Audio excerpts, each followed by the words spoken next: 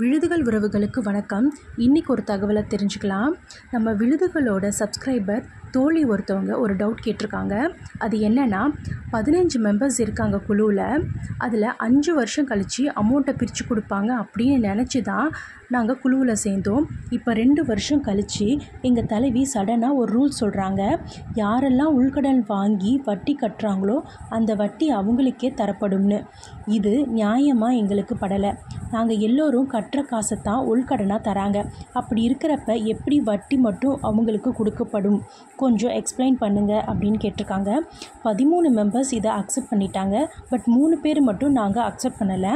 அதுக்காக மெஜாரிட்டி தான் எடுப்போம் சொல்லிட்டாங்க. எங்களுக்கு நியாயமாக படலை இது அப்படின்னு கேட்டிருக்காங்க. இதுக்கான பதிலை நாம் இப்போ சொல்லலாம். எல்லாருடைய சேமிப்புகளை சேர்த்து தான் உள்கடன் கொடுக்குறாங்க. நீங்கள் கடன் எடுக்கவில்லை என்றாலும் உங்கள் தொகை அந்த உள்கடனில் தான் இருக்குது. உங்கள் தொகைக்கு வட்டி வருது. அப்படி இருக்கும் பொழுது உங்களுக்கு கண்டிப்பாக வட்டியை பிரித்து கொடுத்து தான் ஆக வேண்டும். சேமிப்பு கட்டாமல் இருக்கும் பட்சத்தில் தான் வட்டி வராது. உங்களுக்கு கண்டிப்பாக வட்டி பிரித்து கொடுக்க வேண்டும். இந்த மாதிரி உங்கள் தலைவிகள் சொன்னால் கண்டிப்பாக ஒத்துக்காதீங்க. உங்களோட வட்டி உங்களுக்கு கண்டிப்பாக பிரித்து கொடுத்தே ஆகணும். சுய உதவிக்குழு சம்மந்தமாக கேள்விகள் ஏதாவது இருந்தால் கமெண்ட் செக்ஷனில் கமெண்ட் பண்ணுங்கள். நம்ம யூடியூப் சேனலுக்கு லைக் பண்ணி சப்ஸ்கிரைப் பண்ணி அப்படியே இந்த தகவலை உங்கள் தோழிகளுக்கும் ஷேர் பண்ணுங்கள். நன்றி.